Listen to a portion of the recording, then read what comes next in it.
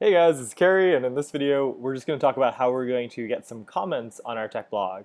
So we're going to go over to our REPL and make sure that we load up the correct one. So for me, that's tech blog.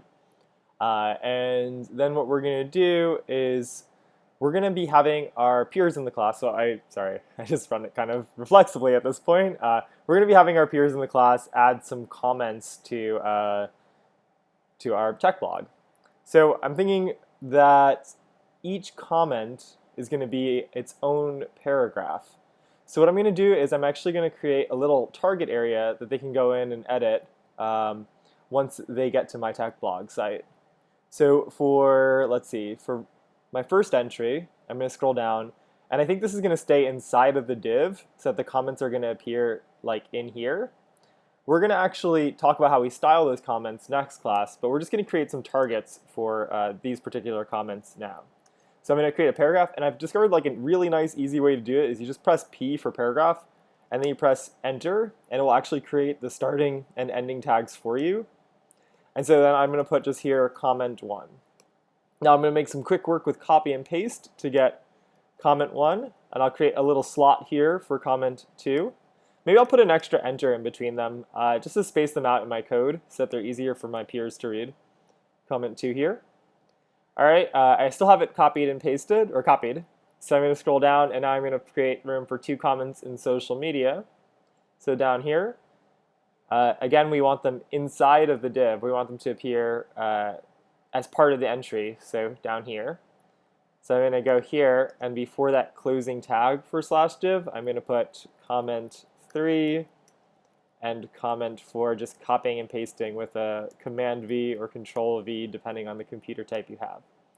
All right, so if I run it now, I've got a couple of comments, comment 1, comment 2, comment 3, and comment 4.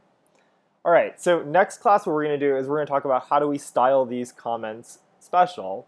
We're going to have to learn a new programming tool in order to separate the comment paragraphs from the regular paragraphs. So that will be really cool. But for now, the style is going to match our paragraphs. What we're going to do today, though, is we're going to be working in groups, and we're going to have our peers in the class go in and leave comments. So the way that we're going to do this is actually you need to share your website in a different way than most of us have been doing it. So what you're going to be doing is, in order for your peers to actually be able to go in and edit your code, because they actually have to go in and edit this little comment section here, we're going to be pressing our share button here. And we want to grab this link. So when I ask you guys to post the share link into your group, this is the link that I'm talking about, okay? We'll go over that one more time as a class, but I think it's helpful to have in the video. So you're going to be entering a Google Meet, and then the first thing you're going to do is you're going to copy this share link and paste it into that Google Meet so that everyone in the class, or everyone in your group, can actually join your project and become editors. So of course this isn't necessarily the way that we would do comments in actuality, because we wouldn't want somebody on the internet to be able to go in and change our code. That might create opportunities for adding viruses to our site or something like that. What we would have actually is we'd have like a JavaScript or a Python script that would actually allow the entry to go in and edit it for us. All right, so I'm going to stop there, and we'll talk about styling these next class.